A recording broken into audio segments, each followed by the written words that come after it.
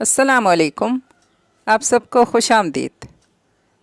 आज मैं बहुत ही प्यारा सा आसमा फ़रहीन का नावलट लेकर आई हूँ जिसका नाम है बकरों वाला मुंडा। अगर आपने अभी तक मेरे चैनल को सब्सक्राइब नहीं किया तो कर लीजिए, लाइक भी ज़रूर कीजिएगा। तो फिर चलते हैं नावलट की तरफ। मेरी तरफ से कबाब और कोल्ड ड्रिंक। इरम बोली, मुझे फ्राइड चाँपें अच्छी बनानी आती हैं। शानज़े ने चटखारा लिया, मैं बिरयानी बना सकती हूँ। कलसोम की तरफ से जुमला सुनाई दिया। नमकीन गोश्त मैं ले आऊँगी। सना मैदान में आई। बिहारी कबाब पराठा मैं खिलाऊँगी। नौशीन कहाँ पीछे रहने वाली थी। मिनाहिल, मिनाहिल अब तुम क्या कहती हो? वो सब हंसी। मैं बकरे की रान लेकर आऊँगी। सदा की लापरवाह मिनाहिल शानों से सिल्की बाल पीछे की तरफ करती गोया हुई। रान? वो भी बकरे की? सबकी आंखें फैली। यहाँ तो अम्मी की इजाज़त के बगैर फ्रिज से एक पाव गोश्त निकालना मुहाल है। बड़े ख़ानदान और जॉइंट फैमिली सिस्टम से नाला शानज़े बोली थी। देख लो मिनाहिल यार, बकरे की रान लाना आसान काम नहीं है। सना गड़बड़ाई थी। तुम सबके लिए होगा मुश्किल, मेरे लिए नहीं। जो उसका घूंट लेते हुए बोली, मेरा ख्याल है कि अभी बकर ईद में काफ़ी दिन बाकी हैं। एक बार फिर मेन्यू पर नज़रसानी कर सकते हैं। नौशीन ने गुफ्तगू का इख्तिताम करते हुए कहा था। फिर वो सब अपने बैग्स और किताबें संभालते हुए क्लास की जानी बढ़ी थी। ये केमिस्ट्री डिपार्टमेंट था। वो सब BS ऑनर्स सेकेंड ईयर के स्टूडेंट्स थीं। पिछले साल की तरह इस साल भी बकर ईद के बाद की जाने वाली फ्रेंड्स पार्टी के बारे में सोचा जा रहा था। रात के खाने पर बशीर इब्रार के अलावा सब ही थे, मगर दादू का इंतज़ार हो रहा था। वो नमाज़ पढ़ रही थी। जैसे वो डाइनिंग रूम में दाखिल हुई, मिनाहिल बोलने से बाज नहीं आई। यार दादो, पेट में चूहे दौड़ दें, जल्दी आइए। शैतान की खाला, अगर इतनी जल्दी थी तो खाना खा लेती। मुझ बुज़ुर्ग पर एहसान जताने की क्या ज़रूरत पेश आ गई? वो भी इसकी दादो थी। बस मिनाहिल, अब खामोश हो जाओ और चुपचाप खाना खा लो। इसकी मम्मा प्लेट में सालन निकालते हुए बोली। मम्मा, अगर मिनाहिल आप ही बोली ना तो इनका खाना कैसे हज़म होगा? मिनाहिल से छोटी अनम ने लुकमा दिया। और वो चाको चौबंद भी कैसे रहेंगी? यह अनम से छोटा रेयान था। तुम सब बाज नहीं आने वाले, इसकी मम्मा हंसते हुए बोली। मम्मा, इस दफ़ा कुर्बानी पर आप एक बकरे की रान मेरे लिए रख दीजिएगा, मैं फ्रेंड्स पार्टी में लेकर जाऊंगी। क्या कहा? फिर से कहो। मम्मा को हैरत हुई थी। रान और क्या? मिनाहिल लापरवाही से बोल रही थी। जब कुर्बानी ही नहीं कर रहे तुम्हारे पापा तो रान कहाँ से आएगी? मम्मा को इसकी दिमागी सेहत पर शक हुआ था। ये आप क्या कह रही हैं? मम्मा, पापा तो ईद के तीनों दिन बकरे कुर्बान करते हैं। मिनाहिल ने एहतजाज किया। करते थे। इस साल कोरोना की वजह से उनका बिज़नेस में काफ़ी नुकसान हो चुका है, इसलिए हम कुर्बानी नहीं कर रहे, बस हिस्सा ले रहे हैं। इसकी मम्मा बड़े इत्मीनान से बोल रही थी। Not fair. मम्मा, चावल का चमचा मिनाहिल ने प्लेट में रखते हुए कहा था। और दादो, आप भी तो कुर्बानी करती हैं ना, तो प्लीज़ आप मेरे लिए बकरे की रान का इंतज़ाम कर सकती हैं। वो मुल्तजियाना अंदाज में दादों से गोया हुई।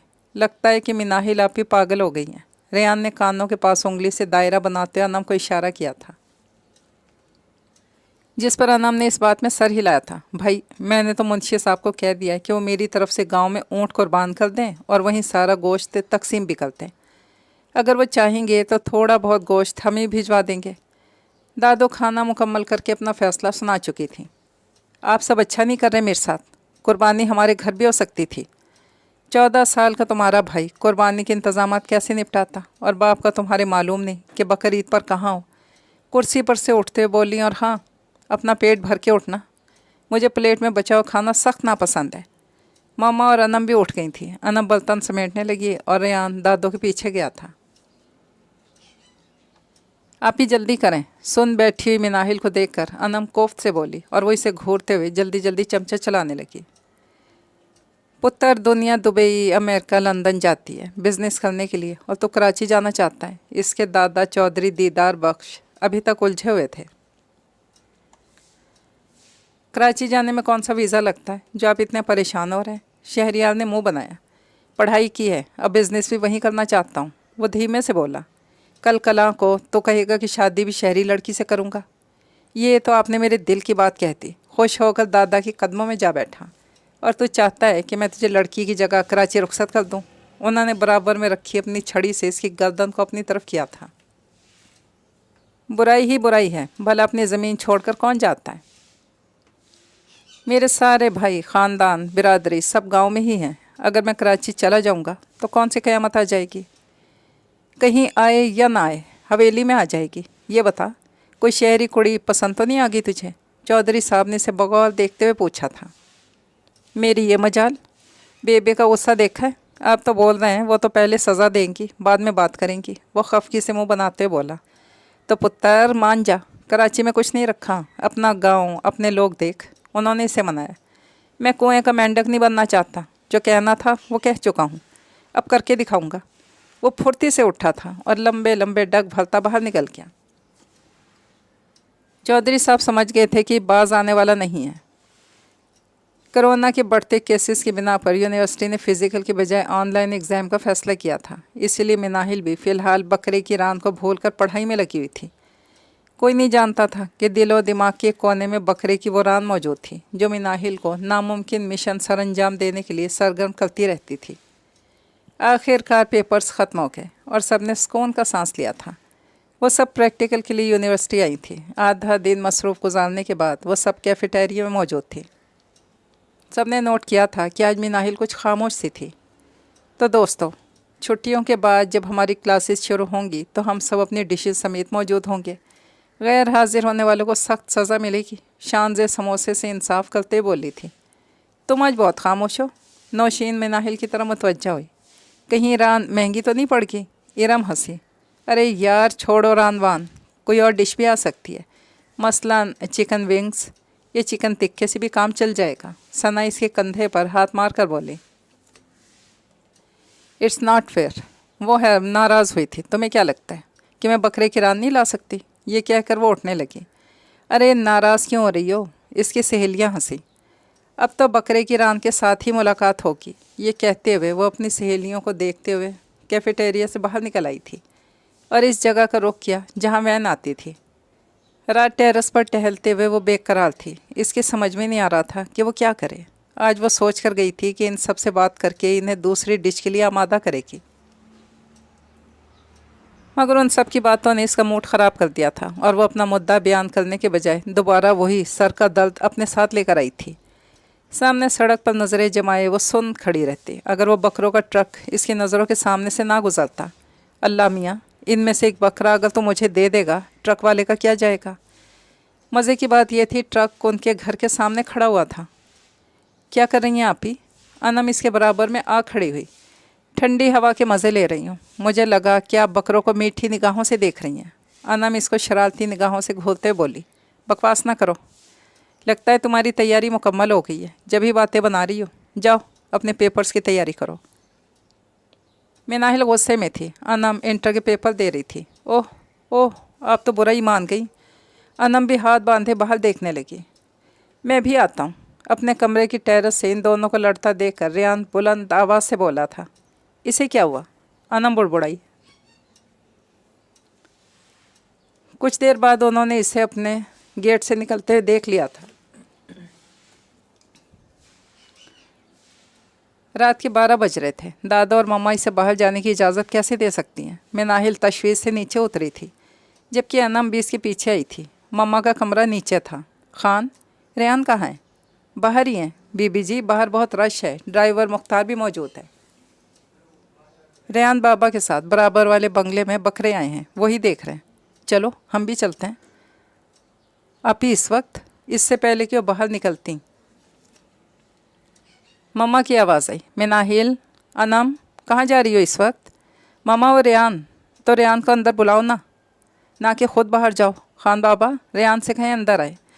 उन्होंने खान बाबा से कहा। जी बेगम साहिबा। थोड़ी देर बाद रेयान अंदर था और मिनाहिल इसके पीछे। रेयान, कितने बकरे थे, उनकी कीमतें क्या हैं। मगर रेयान के अंदाज से ऐसा लग रहा था जैसे इसने कुछ सुना ही नहीं। लाउंज में बैठकर मज़े से कहने लगा, आप ही, बाहर गर्मी थी, मुझे पानी पिलाते हैं। मिनाहिल को इस पर गुस्सा तो बहुत आया। अभी इसे काम था। ये लो, अब बताओ। ठंडे पानी का गिलास इसे थमा दिया था। गुफ्तगू बहुत तवील है, लिहाजा सुबह नाश्ते पर बात होती है। पानी पीते ही रफू चक्कर हो क्या। मम्मा देख रही हैं आप, तुम्हारा ही भाई है। उन्होंने कंधे उचकाए थे। नाचार मिनाहिल ने अपने कमरे का रुख किया था। अनम भी पीछे थी।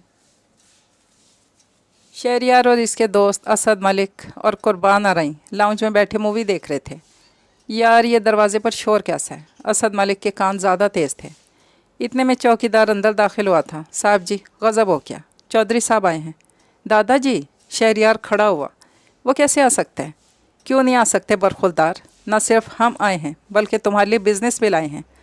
मूँछों को ताव देते हुए बोले। पर दादाजी, आप तो आज तक कभी कराची नहीं आए, फिर आज कैसे? अपने पोते को तन्हा कैसे छोड़ देता? कल कला को तुमसे गलती हो गई तो अल्लाह को क्या मुंह दिखाऊंगा? और हाँ, एक बात बता, क्या घर आने वालों को पानी वानी का नहीं पूछेगा? चौधरी साहब ने मेज़ पर चिप्स, नीमको, कोल्ड ड्रिंक की खाली बोतलें देखते हुए पूछा था। क्यों नहीं दादाजी? असद ने जल्दी जल्दी गिलास में पानी उंडेला था। ये बकरों की आवाज़ कहाँ से आ रही है? कुर्बान फ़िलहाल फारिग था, इसलिए आवाज़ों पर फ़ौरन मुतवज्जा हुआ। पुत्तर, सिर्फ बकरों की आवाज़ ही नहीं है बल्कि बकरे भी हैं। ये क्या दादाजी, बकरे आप फार्म हाउस भी ले जा सकते थे। भाई, कराची में सफ़र करना बहुत मुश्किल काम है, इसलिए मैंने सोचा कि बकरे यहीं ले आता हूँ, तुम्हारे साथ रह भी लूँगा और इसी तरह तुम कुछ बिजनेस भी सीख जाओगे। शहरियार सर पकड़ के बैठ गया था, जबकि कुर्बान ने ठंडी आह भरकर एलईडी ऑफ कर दी थी। अब दादाजी के सामने फिल्म देखने से तो रहे। इतने ऊंचे तगड़े बकरे, शानदार आला नस्ल, और कितने खूबसूरत कलर्स हैं उनके। रेयान इस वक्त बड़े अच्छे मूड में बकरों की शान में कसीदे पढ़ता था। क्या कीमत होगी इनकी रेयान? मैं नाहल ठोड़ी के नीचे हाथ टिकाए पूछ रही थी। कीमत आप ही? बकरों वाला आदमी कह रहा था कि कोई भी बकरा 50,000 से कम का नहीं है। हाँ, 50,000 से ऊपर की बात करें, जितना चाहे महंगा मिल जाएगा। और रान कितने की मिलेगी? मैं नाहिल ने इसी अंदाज में पूछा था। क्या पागल हो गई है? भला कोई ज़िंदा बकरे की रान कैसे देगा? बराबर में बैठी दादो ने इसे एक धमोका जड़ा था। दादो, मिनाहिल ने एहतजाज किया था।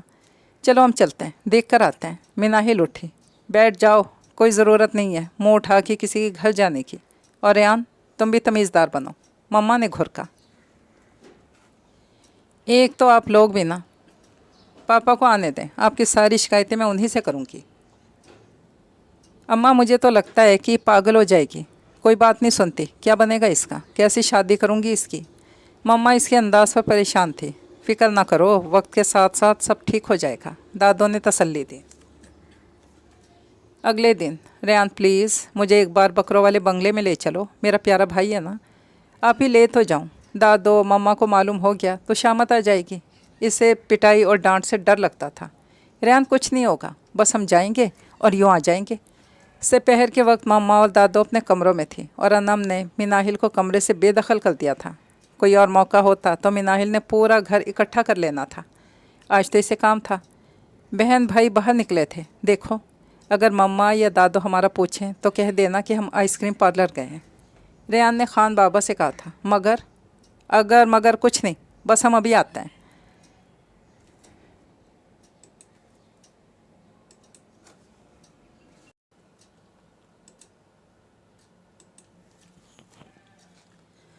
बराबर वाले बंगले का दरवाज़ा खुला हुआ था। लगता था कि हर एक को अंदर जाने की आज़ादी थी। वो दोनों भी मज़े से अंदर दाखिल हुए थे। खूबसूरत बंगले के साथ लॉन भी खूबसूरत था, मगर अब वो इन खूबसूरत बकरों की आमाज का बना हुआ था। मजबूत खूंटे गाड़ने की वजह से घास मुतासिर हुई थी। बच्चों और लड़कों की टोलियाँ वहाँ मौजूद थी। इनमें सिर्फ वाहिद मिनाहिल लड़की थी। दो निगरान आने वालों को बकरों की कीमतें और नस्ल के बारे में बता रहे थे। रेयान भी उनमें शामिल हो गया था। जबकि मिनाहिल को कुछ और न सूझा तो वो मोबाइल से तस्वीरें, मूवी बनाने लगी। नपे तुले अंदाज में बकरों को दूर से हाथ लगाती, इधर उधर जाती हुई शहरियार को हिरनी की तरह कलांचे भरती हुई नजर आ रही थी। ऊंची पौनी के साथ ब्राउन जीन्स पर पिंक ढीली ढाली कमीज पर पट्टी नुमा दुपट्टा था, जो शायद यहीं आने के लिए लिया गया था। इधर बकरों की वीडियो बनाते बनाते इसका मोबाइल थोड़ा सा ऊपर हुआ और इसने शहरियार और कुर्बान को अपनी तरफ मुतवज्जा पाया तो एक लम्हे को शर्मसार हुई थी। फिर इसने नामहसूस अंदाज में 1-2 सेकंड की मज़ीद वीडियो बनाकर मोबाइल ऑफ़ किया था और अपने पतले से दुपट्टे को फैलाया था। रेयान, चलें? 1 मिनट आप बाहर की तरफ जाएं, मैं आ रहा हूँ। रास्ते में बच्चों और लड़कों की टोली से बचने के लिए इसने एक तरफ मौजूद चबूतरे से होते हुए बाहर जाने का इरादा किया था। वहीं पर एक मेज़ के साथ चारपाई पर बैठे हुए एक बुज़ुर्ग हुक्का पीते हुए नज़र आए थे। अस्सलाम वालेकुम कहती हुए वो आगे बढ़ना ही चाहती थी, मगर उनकी आवाज़ ने इसके कदम रोक लिए थे। बेटा, वीडियो और तस्वीरें बनाने से पहले कम से कम इजाज़त तो लेनी चाहिए थी। सलाम का जवाब देकर वो बोले थे, सॉरी दादाजी, दरअसल मैंने पिक्स इसलिए ली थी कि मैं घर जाकर देखूं कौन सा बकरा मेरे लिए मुनासिब रहेगा, ये मैं कौन सा बकरा अफोर्ड कर सकती हूँ। मोबाइल ऑन करके बोली। अरे नहीं पुत्र, ऐसी बात नहीं, बैठो। नहीं, मुझे जल्दी है। अगर मेरी दादो और मम्मा को पता चल गया तो मेरी शामत आ जाएगी। वो उनके एहतराम में सर पे दुपट्टा टिकाते हुए बोली, ठीक है पुत्र, दोबारा चक्कर लगाना, मैं तुम्हें सारे बकरों के बारे में ख़ुद बताऊंगा। अच्छा दादाजी, अल्लाह हाफिज़। ये कहती हुए वो आगे बढ़ी थी। अच्छा, तो बकरे वाले अंकल को दादा भी बना लिया? रेयान ने आंखें फैलाते हुए कहा। नालायक, अच्छे खासे बुज़ुर्ग आदमी है, अदब करो, एहतराम करो, कल यही अदब काम आएगा। इसने रेयान के सर पर चपत रसीद करते हुए कहा। आप भी, इट्स नॉट फेयर, मैं दादों को सब कुछ बता दूंगा। ये तो तुम बहुत अच्छा करोगे, मैं सिर्फ डांट खाऊंगी और पिटाई तुम। मिनाहिल आंखें पटपटाते हुए बोली। नाचार रेयान को मुंह बंद करना ही पड़ा। अनम को नींद आ रही थी, सुबह से उठी हुई थी। ईशा के बाद दादों के कानून के मुताबिक सबको सो जाना चाहिए था, मगर इसे मिनाहिल के सोने का मूड नज़र नहीं आ रहा था। आधे से ज़्यादा बेड मिनाहिल के बैग से भरा हुआ था। बड़ा बैग, यूनिवर्सिटी का bag, shoulder bags, pouch, clutch, दराजों में मौजूद सिक्के तक वो निकाल चुकी थी। फजूल खर्च मिनाहिल के आधे से ज़्यादा बैग्स में से 5 रुपए का सिक्का भी नहीं निकला था, जिस पर वो सड़े और बुरे बुरे मुंह बना रही थी। अनम को कुछ और समझना है तो कहने लगी, आप ही, इस वक्त मुर्गी का गोश्त जितना महंगा हो रहा है, अगर आप 1 किलो की कढ़ाई भी बनाकर ले गई ना तो वाह वाह हो जाएगी। चुप करो अनम की बच्ची, अभी मेरे आधे बैग्स बाकी हैं। जैसे इसने रेड पाउच खोला, 5-5 हज़ार के 2 करारे नोट इसके मुंतज़िर थे। हुर्रे, वो चीखी थी। फिर किसी पर्स में से 500, किसी में 200, कहीं 50। यूनिवर्सिटी के बैग में से 2,500 रुपये निकले थे। 14,100। मिनाहिल से पहले अनम ने मिनाहिल के हाथ में ही रकम गिन ली थी। अब अपने ये टटपूंजिए गरीब बैग्स हटाएं ताकि मैं आराम से सो जाऊं। सारे बैग्स अनम ने मिनाहिल की तरफ धकेले और महज 10 मिनट के अंदर ख्वाब खरगोश के मज़े लेने लगी, जबकि मिनाहिल सोच रही थी कि अब बकरा कैसे ख़रीदा जाए। सुबह नाश्ते के बाद टेरेस पर टहलते हुए इसकी नज़र बकरों वाले दादाजी पर पड़ी थी। वो सड़क पर टहल रहे थे। जल्दी से अपना स्कार्फ उठाया और नीचे दौड़ी। कहाँ जा रही हो? दादों ने पीछे से आवाज़ दी थी। वॉक करने। आती हूँ। ये कौन सा वक्त है वॉक करने का? दादो बुड़बुड़ाई, फिर दोबारा अपनी बहू से दोपहर के खाने का मेन्यू डिस्कस करने लगी। अस्सलाम वालेकुम दादाजी। वालेकुम अस्सलाम पुत्र, कैसी हो? जी ठीक। आप यहाँ क्या कर रहे हैं? मुझ बुढ़े को चलने फिरने की आदत है, चलते चलते पूरा गांव घूम लेता था, खेतों तक चला जाता था। इसी बहाने लोगों से मुलाकात भी हो जाती थी और हाल अहवाल भी मालूम हो जाता था। यहाँ तो लगता है कि ऐसा मौका ही नहीं मिलेगा। इस दिन तुमसे बात की तो मुझे अपनी पोतियाँ और नवासियाँ याद आ गईं। ये बताओ, तुम यहाँ क्यों आई हो? वॉक करने? चलो ठीक है, फिर वॉक करते हैं। शहरयार, देख यार, ये लड़की दादाजी को कैसे पटा रही है। नाश्ते के बाद कुर्बान और असद मलिक चाय पी रहे थे, जब भी टेरेस पर बैठे हुए दादाजी ने और मिनाहिल को बात करते हुए देखा। शहरयार, जो कि दादाजी की हदायत पर आधे बकरों को फार्म हाउस ले जाने की तैयारी कर रहा था, चौंक गया। क्या मतलब? मतलब ये है कि ऊपर आ, कुर्बान बोला। शहरयार जल्दी जल्दी से सीढ़ियाँ फलांगते ऊपर पहुँचा था। कहीं ये तेरा चक्कर तो नहीं है? असद मलिक ने इससे पूछा था। मैंने 2 दिन पहले तक इस लड़की को नहीं देखा था, शहरयार ने जवाब दिया। तो फिर आखिर क्यों ही तुम्हारे घर दादाजी के गिरद परवानों की तरह चक्कर काट रही है? कुर्बान इसके कंधे पर हाथ रख कर बोला। यार यही तो समझ में नहीं आ रहा। शहरयार परेशान हुआ। ज़रा इसे हेलो हाय करके देखो, खुद ही मालूम हो जाएगा किस टाइप की लड़की है। ओके, मैं बाहर जा रहा हूँ, तुम दोनों भी आ जाओ। दादाजी, मैं एक बात कहना चाहती हूँ, अगर आप बुरा ना माने। कहो पुत्र। आपके सारे बकरे महंगे हैं। जाहिर सी बात है कि बकौल आपके ये सब आला नस्ल के और अच्छे बकरे हैं। अगर कोई गरीब आदमी कुर्बानी करना चाहे तो वो क्या करेगा? जब आप लोग अपने बिज़नेस को इस्टेब्लिश कर रहे होते हैं तो इन गरीबों का ख्याल नहीं करते।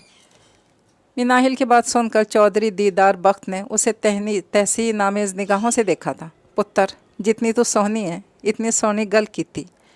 बात दरअसल ये है कि अगर हम इन बकरों को जो थोड़े सस्ते और मुनासिब दामों में मिल जाते हैं यहाँ ले आएंगे तो हमारे गांव के लोगों के लिए मसला हो जाएगा। जो सस्ता जानवर ढूंढते हैं परेशान हो जाएंगे।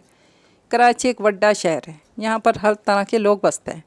इसीलिए हर इलाके, गांव और शहरों के लोग अपने बेहतरीन जानवर यहाँ बेचने के लिए लाते हैं, ताकि ना सिर्फ अपनी इस खिदमत का अच्छा मुआवजा ले सकें, बल्कि दुनिया में उनकी वाह वाह भी हो। अब वो वापस अपनी सड़क की तरफ आ रहे थे। अब मैं तुमसे एक बात कहूँ पुत्र, बुरा तो नहीं मानोगी? सामने से दादाजी को शहरियार अपनी जानिब बढ़ता हुआ नज़र आ रहा था, जिसे उन्होंने इशारे से वहीं रुक जाने का कहा था। कहीं दादाजी, मैं सुन रही हूँ। तुम्हारे पास शलवार कमीज़ नहीं है? है, बहुत सारे कपड़े हैं, लेकिन उलझन होती है। क्यों? बचपन से यही पहनती आई हूँ, इसलिए। मासूमियत से बोली। ठीक है, पहनो, लेकिन एक दरख्वास्त है, जब मेरे पास आया करो तो वही कपड़े पहन के आया करो, भाई के साथ। मैं अकेला नहीं रहता, घर में मर्द ही मर्द हैं, मेरा पोता, इसके 2 दोस्त और हमारे वफ़ादार मुलाजिम। लेकिन आजकल किसी पे भरोसा नहीं किया जा सकता। उम्मीद है तुम मेरी बात समझ गई होगी। उन्होंने इसके सर पे हाथ रखकर बात मुकम्मल की थी। इंशाल्लाह कल फिर मिलेंगे। शहरियार को आता देखकर इसने घर का रुख किया था। दादाजी, ट्रक आने वाला है, मैं बकरे लोड करवा कर इन्हें फार्म हाउस लेकर जा रहा हूँ। ठीक है पुत्र, बेहतरीन रिस्क के हलाली है, बेशक। सब आ गए। मिनाहिल कहाँ है?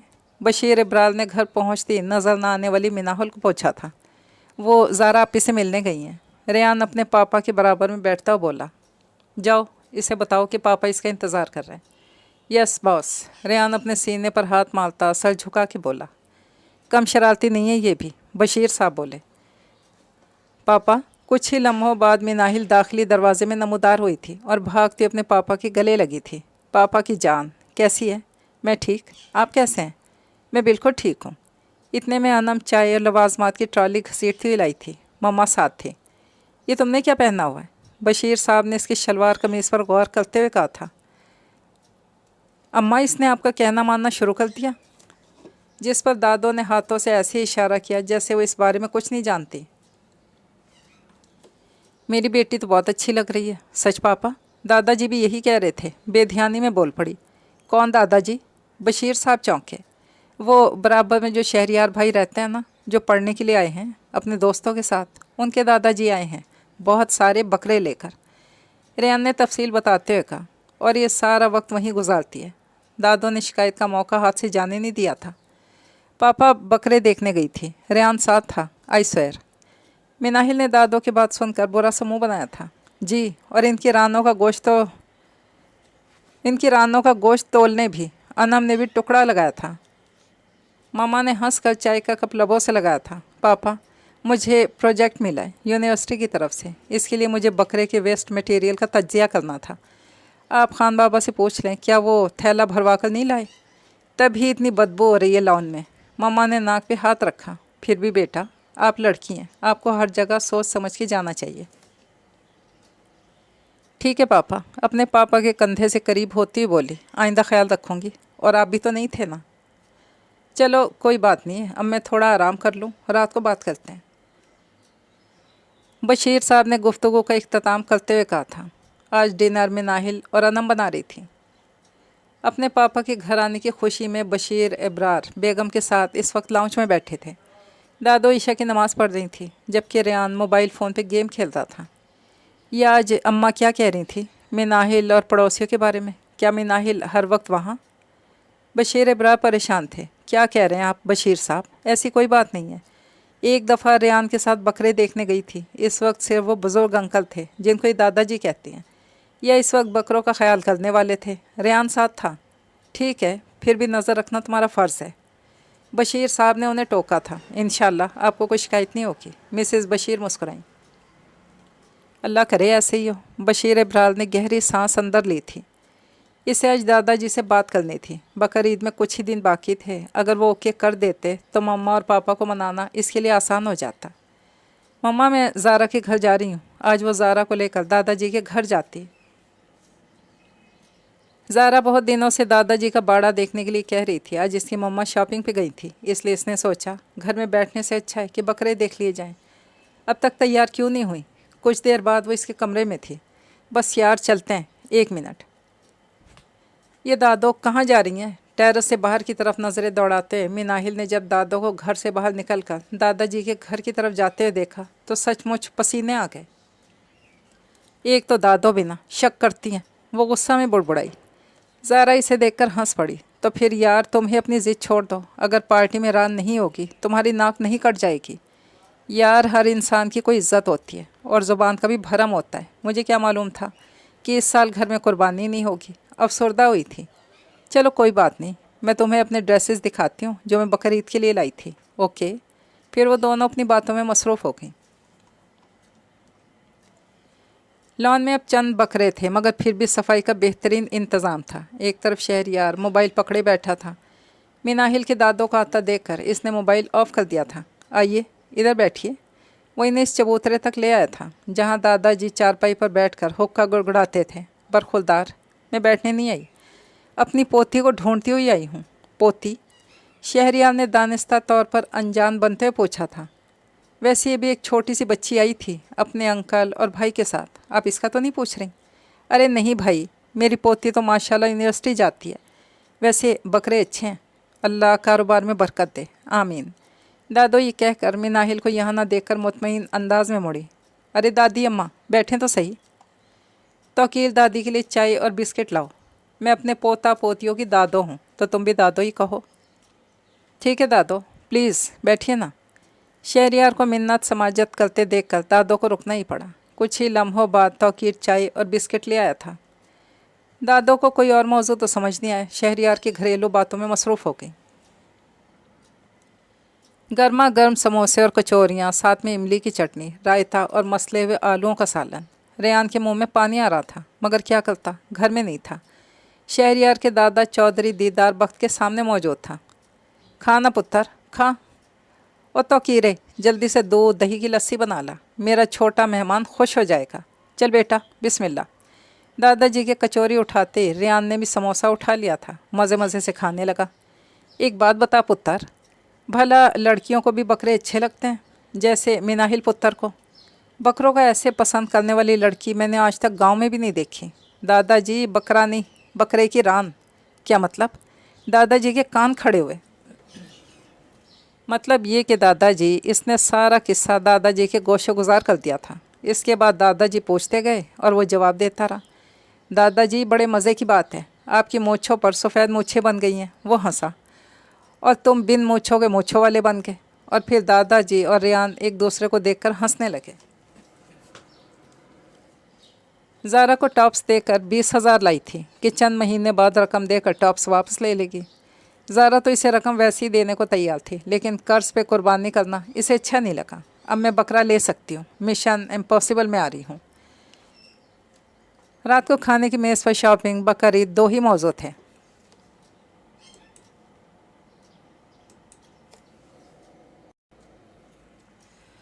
आज मैं चौधरी दीदार बख्त साहब से मिला था। उन्होंने मुझे अपने घर बुलवा लिया और मेरी खूब तवाज़ो की।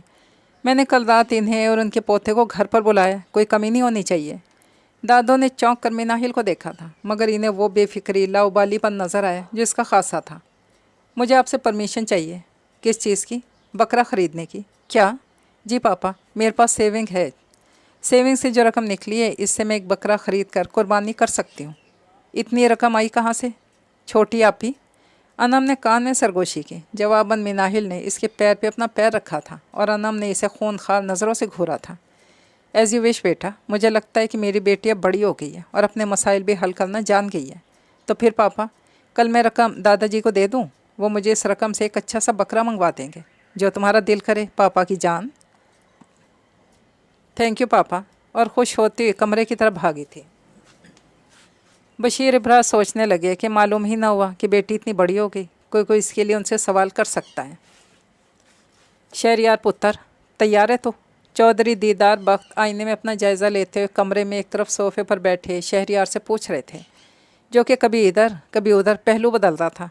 जी दादाजी, पर मुझे लगता है कि आप कुछ ज़्यादा ही ओवर कॉन्फिडेंट हो रहे हैं। शहरयार घबरा गया था। क्या बोल रहा है?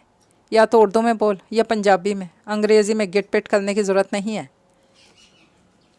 मेरा मतलब है कि आप इस मामले में अपने ऊपर हद से ज़्यादा इत्मीनान कर रहे हैं। हो सकता है नतीजा वो ना निकले जो आप चाह रहे हो। शहरयार ने आहिस्तगी से अपने दादाजी को अपना नुक्ता नज़र समझाने की कोशिश की थी। पुत्र, रिश्ते आसमानों पर बनते हैं, तय ज़मीनों पर ही होते हैं। میری نیت سچی اور خالص ہے. میں نہیں چاہتا کہ تمہیں آزادی کسی برائی کی طرف لے جائے. باقی اللہ مالک وہ مہربان ہے. بالکل درست وقت پر تشریف لائے ہیں آپ. بشیر ابرار اور دادو نے ان کا دروازے پر استقبال کیا تھا. تھوڑی دیر بعد انم ان کے لیے مشروبات لے کر آئی تھی. یہ تکلف کرنے کی کیا ضرورت تھی؟ مٹھائیوں اور پھلوں کے ٹوکروں کو دیکھتے ہوئے بشیر ابرار مسکرائے تھے. ضرورت تھی پتر، خالی ہاتھ جانا ہمارے رسم و رواج کے خلاف ہے. کھانا چودھری صاحب کی پسند کو مد نظر رکھ کر بنایا گیا تھا.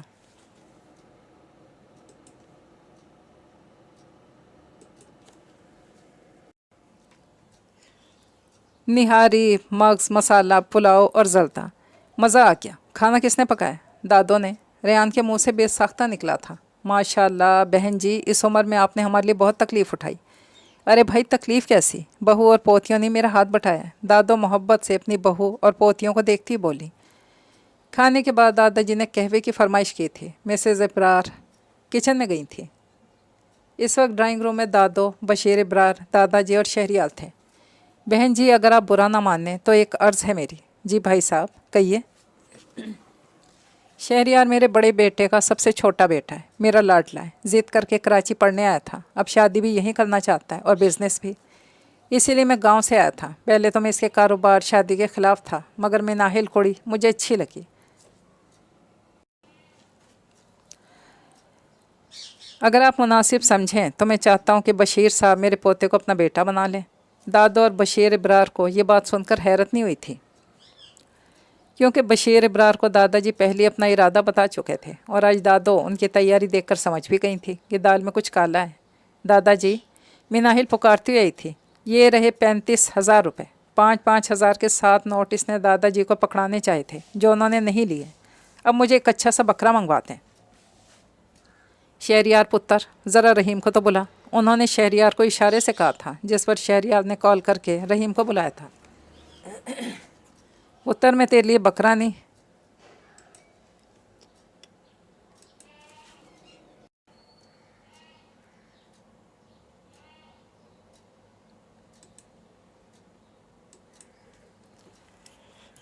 بکرے لایا ہوں، جو چاہے کرو. انہوں نے پیار اور شفقت سے مناہل کو دیکھتے ہوئے کہا تھا. پر دادا جی کیوں؟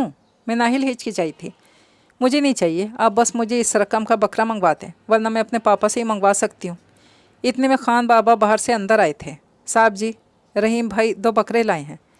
چودھری صاحب میرا خیال ہے کہ یہ کچھ زیادہ ہی ہے، اور ابھی ہمیں آپ کو سوچنے کا موقع تو دیں. بشیر ہچکچائے تھے. سوچ لے پتر، سوچ لے، جتنا بھی ٹائم چاہیے. پھر وہ مسکرائے تھے.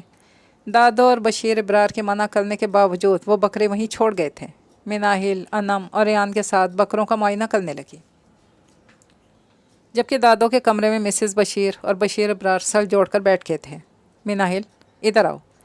صبح جب دادو اٹھیں تو مناہل کو بکروں کے پاس دیکھ کر پکارا. جی دادو.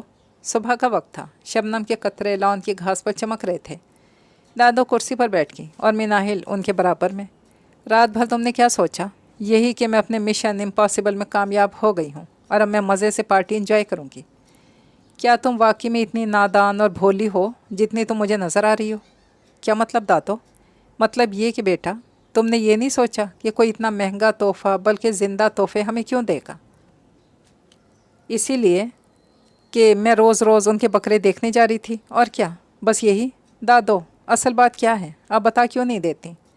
کل چودھری دیدار بخت نے تمہارا رشتہ اپنے پوتے کے لیے مانگا ہے. واٹ؟ اس پینڈو کے لیے؟ بری بات بیٹا، اور ایک باادب لڑکا ہے وہ. آپ نے ان کی بات سن کیسے لی؟ اور پھر یہ بکرے آپ نے گھر میں کیوں رکھ لیے؟ کیونکہ وہ یہی چاہتے تھے. مگر دادو میں بھی شادی نہیں کرنا چاہتی، اور گاؤں گوٹ کے شہریار سے تو بالکل بھی نہیں. قطعی لہجے میں بولی. تمہارے پاپا کو دیدار بخت اچھے لگے اور شہریار بھی، مگر وہ لوگ اجنبی ہیں، اسی لیے چپ ہیں. اور آپ کیا کہتی ہیں؟ یقین مانو اگر مجھے تھوڑا بھی ان کے بیک گراؤنڈ کا اندازہ ہو جاتا تو میں فوراً انکار کر دیتی. مگر میری طرف سے انکار ہے، بالکل اور قطعی. مجھ سے کوئی بھی اس بارے میں بات نہ کرے. وہ اٹھ گئی تھی اور دادو تعصب سے اسے دیکھنے لگی. چودھری دیدار بخت کو اپنے کانوں پہ یقین نہیں آ رہا تھا. پہلی دفعہ ایسا ہوا تھا کہ ان کے سماعتوں نے انکار کا لفظ سنا ہے. ایک موقع تو دیتے، فیملی بیک گراؤنڈ دیکھتے، میرے گاؤں تشریف لاتے. بشیر ابرار کے خوبصورت سے انکار نے انہیں کافی مایوس کیا تھا. बुजुर्गवार, माजरत खा हूँ, आपको मालूम है कि शहरी ज़िंदगी गांव के माहौल में काफ़ी फ़र्क होता है। फिर ज़ुबान, रस्म व रिवाज अगर बच्चे निभा नहीं कर पाए तो ये ज़्यादा नुकसानदेह साबित होगा। अगर हम एक पड़ोसी की हैसियत से मिलते रहें तो ये मेरे लिए बाइस शर्फ होगा, बशीर इब्राल धीरे से लहजे में कह रहे थे। चौधरी दीदार बख्त मुस्कुराए थे। मैंने कभी ज़िंदगी में हार नहीं माननी है, इसलिए एक मौका और सही। 1 साल है आपके पास बशीर साहब, जब तक मैं शहरियार को अपनी निगरानी में कारोबार कराऊंगा तब तक वो भी थोड़ा और समझदार हो जाएगा, फिर बात होगी। इससे पहले कि बशीर इब्रार कुछ कहते, चौधरी दीदार बख्त ने खामोश करवा दिया था और वो चाहकर भी कुछ नहीं कह सके।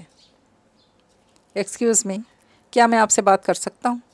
जैसे इसने ज़ारा के घर का गेट अबोर किया, शहरियार ने बराबर में चलते हुए कहा था, क्या मसला है? दोनों हाथ बांधे इसके मुकाबिल खड़ी हुई। आई एम सॉरी, मैंने दादाजी को मना किया था मगर वो नहीं माने। मेरा ख्याल है आपको बुरा लगा।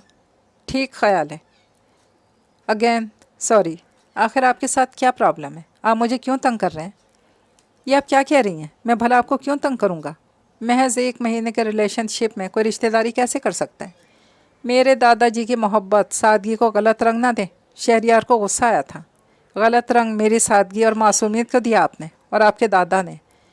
मैंने उनको इज़्ज़त दी, एहतराम दिया और बदले में मेरी दादों के शक को यकीन में बदल दिया। कोई ऐसा कैसे कर सकता है? महज 1 महीने में। इसकी आवाज़ से तासुब झलक रहा था। इसीलिए तो मैं, इससे पहले कि शहरियार मज़ीद कुछ बोलता, मिनाहिल ने इसकी बात काट दी थी। इसीलिए तो आपने सोचा कैसे कि मैं आप जैसे देहाती पेंडू से शादी करूंगी? इस बार मिनाहिल के लहजे में नखवत टपक रही थी। आप होश में तो हैं मिनाहिल साहिबा? शहरियार का लहजा सख्त हुआ था। मैं देहात में पैदा ज़रूर हुआ हूँ, इसमें कोई बुराई भी नहीं है। ना ही मैं अनपढ़ जाहिल हूँ और ना ही पेंडू। आपको अपना दिमाग दुरुस्त करने की ज़रूरत है। और हाँ, इसीलिए क्या मेरे दादाजी को बहुत अच्छी, सादा और मासूम लगी, इसीलिए उन्होंने अपने पोते का रिश्ता मांग लिया। हाँ, शायद अगर मैं आपसे अफेयर चलाता, आपकी मासूमियत को एंजॉय करता तो शायद आप बहुत खुश होती। शहरियार साहब, हद में रहें। यही मैं कह रहा हूँ कि हद में रहें। मेरी ज़ात या अपने दादाजी के मुतालिक मैं मज़ीद कुछ नहीं सुनूंगा। उंगली उठाकर वार्न करता वो लंबे लंबे डग भरता हुआ चला गया था और वो सुन खड़ी रह गई। 1 साल बाद। मिनाहिल, रेडी हो ना? किस लिए? पिछले साल जो तय हुआ था, नौशीन इस बार पार्टी ऑर्गेनाइज़र थी। क्या तय हुआ था? मिनाहिल भूली बैठी थी। तुम्हें याद नहीं है, पिछले साल कोरोना, तुम्हारी तबीयत की ख़राबी की वजह से फ्रेंड्स पार्टी कैंसिल हो गई थी। ओह हाँ, तो फिर? मिनाहिल इसकी बात समझ नहीं पा रही थी। तो फिर ये मैडम, पार्टी का दिन तय होना बाकी है, मेन्यू वही है, बस आप पार्टी में रान लाने की तैयारी करें। व्हाट? मिनाहिल उछली थी। यार, ये पिछले साल का मेन्यू था। सॉरी मिनाहिल, कोई एक्सक्यूज़ नहीं चलेगा। और मैडम जी, रान को खुद ही पका कर लाइएगा बजाय रेस्टोरेंट भेजने के। सुनो, मेरी बात तो सुनो यार। मिनाहिल इससे पहले कि कुछ कहती, नौशीन फ़ोन बंद कर चुकी थी। ओह नो, वो सर पकड़ के बैठी थी। अब मैं क्या करूं? सोचती टेरेस तक आई थी। सामान से लदे फंदे 2 ट्रक उनके बराबर वाले बंगले के सामने आकर रुके थे। एकदम इसके तस्वर में दादाजी, शहरियार किसी रोशनी की तरह जगमगाए थे। मालूम करना चाहिए कि बराबर वाले बंगले में क्या हो रहा है। ये सोचकर सीढ़ियाँ फलांगती वो जल्दी जल्दी नीचे आई थी। मम्मा किचन में खाना पकाने में मसरूफ़ थी। दादो और अनम मूवी देख रहे थे और रेहान गायब था। ये रेहान कहाँ है? सोचती हुई इसने बैरूनी दरवाजे का रुख किया था। मिनाहिल, इससे पहले चौखट पार करती पीछे से दादो की आने वाली आवाज़ ने इसके कदम रोक लिए थे। जी दादो। जी दादो, कभी अपनी माँ का भी हाथ बटा दिया करो। खैर से तुम्हारी मंगनी हो चुकी है, कल को ससुराल में क्या करोगी? दादो खफा हो रही थी। दादो, आपको तो मालूम है ना कि ओवैस ये सब नहीं खाते। मैं डब्बा पैक मंगवाऊंगी, रेसिपी पढ़ूंगी, खाना पका लूँगी। बाहर जाने का इरादा तर्क करके वो भी दादो के पहलू में आकर बैठ गई थी। लाओ, कुछ पॉपकॉर्न मुझे भी दो। इसने अनम से पॉपकॉर्न का पाउल छीना था।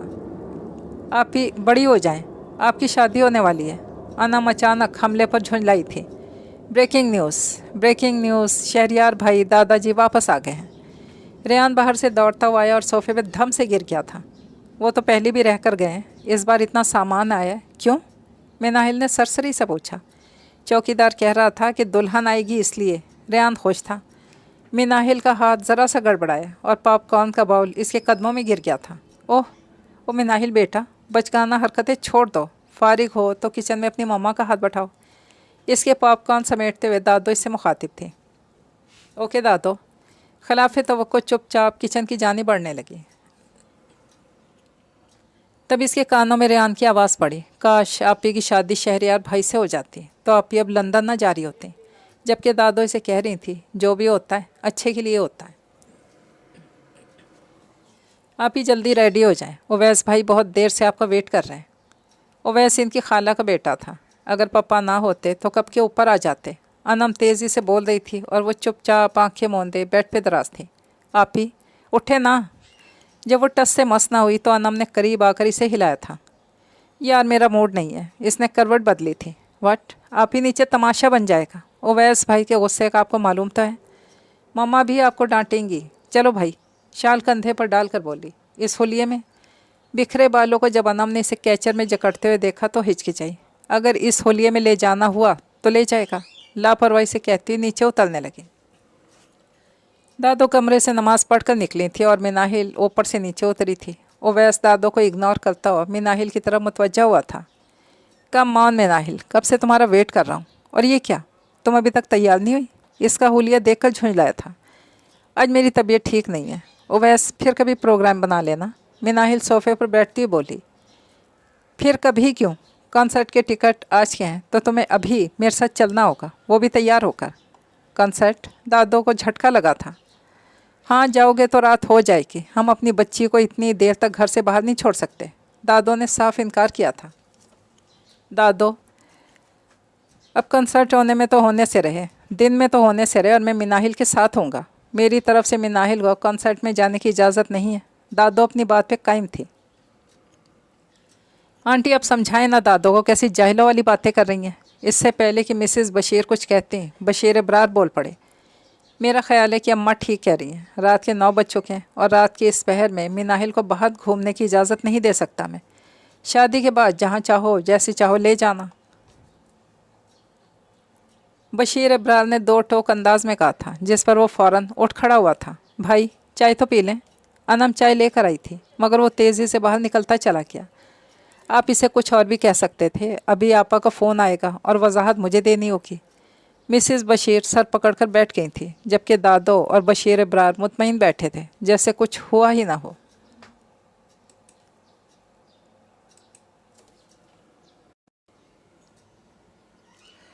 اچھی لڑکیاں اچھے برتاؤ کا مظاہرہ کرتی ہیں میری جان، تمہیں نہیں معلوم کہ آج کل اچھے رشتے آسانی سے نہیں ملتے، اس لیے اگر تمہارا نصیب تمہارے پاس خود چل کر آیا تو اسے مت ٹھکراؤ۔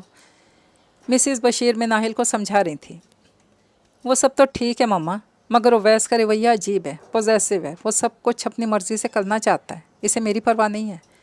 بیٹا لڑکے شروع میں لاپرواہ ہوتے ہیں، بعد میں ٹھیک ہو جاتے ہیں۔ تم یہ بھی تو دیکھو نا کہ اس کے پاس کیا کچھ نہیں ہے، ڈگری، جاب، اچھا گھر، گاڑی، ملٹی نیشنلٹی، اور تمہیں کیا چاہیے؟ مما مجھے عزت چاہیے، محبت اور بھرم، جو مجھے اویس کے رویے میں نظر نہیں آتا۔ سب ٹھیک ہو جائے گا، ایک دفعہ شادی ہو لینے دو مما۔ مناہل نے التجائیہ نظروں سے دیکھا تھا۔ مسز بشیر نے چہرہ دوسری طرف پھیر لیا تھا۔ چلو۔ ہارن کی آواز سنتے مناہل کو انہوں نے اشارہ کیا تھا۔ Very nice. اویس نے مناہل کے سراپے پر نظر ڈالتے ہوئے کہا تھا اور اس کے لیے اپنے کار کا دروازہ کھول دیا تھا۔ ویسے اگر تم آج ایسٹرن کے بجائے ویسٹرن ڈریس پہنتی تو زیادہ اچھی لگتی۔ اس کی خوبصورت سی پرپل کرتی، وائٹ پاجامہ اور پرنٹڈ دوپٹے کو دیکھ کر وہ ہنسا تھا، جس پر مناہل خاموش رہی تھی، جبکہ اویس نے میوزک آن کر دیا تھا۔ سی ویو کے قریب اس خوبصورت سے ریسٹورنٹ میں 3 نوجوان ان کے منتظر تھے۔ بہت لیٹ کیا تم نے اویس، ان میں سے ایک بولا تھا۔ بس یار، ٹریفک میں پھنس گیا تھا۔ ان سے ملو، یہ یاسر، مہراب اور کیسر۔ السلام علیکم بھابھی۔ یاسر نے اس کی طرف ہاتھ بڑھایا تھا۔ وعلیکم السلام۔ مناہل نے ہاتھ ملانے کے بجائے جواب پہ اکتفا کیا تھا، جس پر یاسر کا برا سا منہ بنا تھا۔ یہ میرے فرینڈس ہیں مناہل، اویس نے اسے کوہنی مارتے ہوئے آہستگی سے کہا تھا۔ میں جانتی ہوں۔ کم آن یار، چلو بیٹھتے ہیں، کیسر نے معاملہ نپٹاتے ہوئے کہا۔ اویس کاٹتی نگاہوں سے مناہل کو گھورتا ہوا بیٹھا تھا، جبکہ مناہل اس سے لاپرواہ اپنے دوپٹے کو کرینے سے کندھے پر ڈالتی بیٹھ چکی تھی۔ مجھے لگتا ہے تم نے ہمارے بارے میں بھابھی کو نہیں بتایا تھا، مہراب نے مسکراتے پوچھا تھا۔ جی ایسے ہی ہے بالکل، اگر اویس مجھے بتا دیتے تو شاید میں نہ آتی۔ मिनाहिल ने मुस्कुराते हुए कहा था, जिस पर मेहराब के लब भींच गए थे। वेटर करीब आया मेन्यू कार्ड लेकर। यासिर सबसे पूछकर आर्डर लिखवाने लगा। शहरयार, अब हमें भूख लग रही है, अब मैं मज़ीद कहीं नहीं जाऊंगी। पहले पेट पूजा फिर काम दूजा। नैना भाभी फिक्र मत करें, अब जो भी करीब रेस्टोरेंट होगा आपको डिनर करवा दूंगा। थोड़ी देर बाद 2 साला माज अपने चाचों की उंगली थामे रेस्टोरेंट की सीढ़ियाँ चढ़ रहा था। यहाँ आ जाए, वो भाभी और माज के साथ एक तरफ बैठ गया था। देर हो रही है उवैस, मेरा ख्याल है कि अब हमें घर चलना चाहिए। यह आवाज़ जानी पहचानी थी। इसने चारों तरफ नज़रें दौड़ाई और कब में बिलाशुबा मिनाहिल थी। ऐसी भी क्या जल्दी है मेरी जान, चलते हैं, पहले हम कंसर्ट जाएंगे फिर घर। उवैस हंसा था। जब आपको दादो और पापा ने मना कर दिया था तो आपने मेरे लिए टिकट क्यों लिया? मिनाहिल की आवाज़ से गुस्सा छलक रहा था। क्योंकि तुम मेरी फ्यांसी हो। फ्यांसी हो, मनकूहा नहीं। मिनाहिल हत्थे से उखड़ी थी और अपने सोफे से उठ खड़ी हुई। सिट डाउन, मैं कोई बेबी वेबी नहीं हूँ जो तुम्हारी बातों में आ जाऊँ। अगर तुम नहीं ले जा सकते मैं खुद ही घर चली जाऊँगी। यार उवैस, तो कहाँ फंस गया? इतनी पेंडू लड़की, यार अपने सर्कल में कोई अपनी जैसी देख। सारी पार्टी का मज़ा किरकिरा हो गया। मेहराब ने मुंह बनाया था। आज मिनाहिल तुम इस तरह नहीं जा सकती, आज तो तुम्हें मेरी बात माननी होगी। उवैस ने इसका हाथ थाम लिया था। छोड़ो मेरा हाथ। मिनाहिल ने तड़प कर अपना हाथ इसके शिकंजे से निकालना चाहा मगर बेसुध था। गुस्से और बेबसी के आलम में मिनाहिल ने इसके चेहरे पे थूका था, जिस पर उवैस का हाथ उठा था और ज़िल्लत के खौफ से इसने मुंह पीछे किया था। मगर क्या, इसका हाथ इसके शिकंजे से निकल गया था। इसने बंद आंखें खोली तो उवैस का हाथ शहरयार ने पकड़ा हुआ था। एक कमज़ोर लड़की को अकेला देखकर इस पर रोप डालते हो? तुम में से किसी को शर्म नहीं आई अपने दोस्त की हरकतों और ज़ुबान दराजी पर? इसके साकित बैठे दोस्त उठे थे। छोड़ो उवैस, तुम होते कौन हो मुझे रोकने वाले? उवैस हो रहा था। मैं जो कोई भी हूँ तुमसे अच्छा हूँ। अपने दोस्त को यहाँ से ले जाओ वरना मैं इसे इतना मारूंगा कि अपना चेहरा भूल जाएगा। इससे पहले कि उवैस शहरयार पर झपटता, इसके दोस्त इसे ले गए थे। उनके गिर्द हजूम था। प्लीज़ जाएं आप, तमाशा नहीं हो रहा। शहरयार की बुलंद आवाज़ और रौबदार शख्सियत ने हजूम को मुंतशर कर दिया था। मिनाहिल अजियत से सोफे पर ढह गई थी और अपना चेहरा हाथों में छुपा कर रोने लगी। भाभी इसके करीब आकर बैठी थी और दिलासा देने लगी। आज के दिन बशीर विला की रौनकियाँ अरूज पर थीं। शगुफ और कहकहों से दरो दीवार गूंज रहे थे। ड्राइंग रूम में शहरयार के बराबर में बैठी मिनाहिल शर्मा रही थी, जबकि शहरयार के चेहरे पर मुस्कुराहट थी। पंजाब से चौधरी दीदार बख्त का पूरा ख़ानदान मिनाहिल को देखने और मिलने के लिए आया हुआ था। इस दिन के वाक़ये के बाद बशीर इब्राल ने यह रिश्ता ख़त्म करने में ही आफियत जानी थी, जबकि इसी हफ्ते दादाजी अपनी बेगम समेत फिर बशीर के घर मिनाहिल के सवाली बनकर आ गए थे।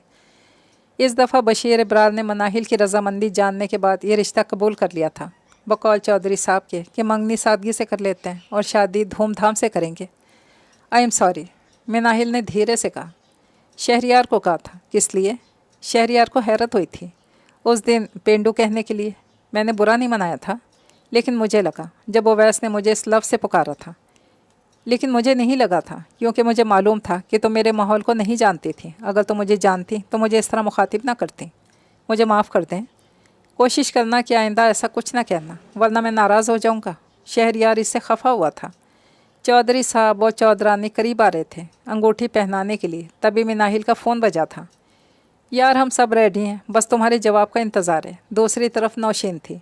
देखो नौशीन, रानवान छोड़ो, किसी और डिश का नाम बताओ, मैं वो बना कर ले आऊँगी। मिनाहिल बोली।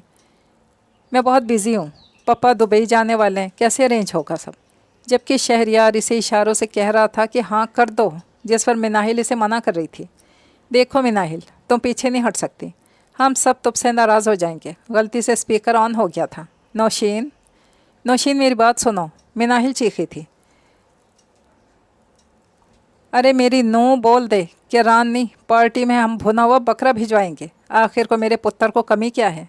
इसके पास सिर्फ एक बकरा नहीं है, ये तो खुद बकरों वाला मुंडा है। दादाजी मिनाहिल के पास जाकर बोले और फ़ज़ा कहकहों से गूंज उठी। ये खूबसूरत सी कहानी तो पहुंची अपने इख्तिताम तक। इजाज़त चाहती हूँ, दुआ में याद रखिएगा। अल्लाह हाफिज़।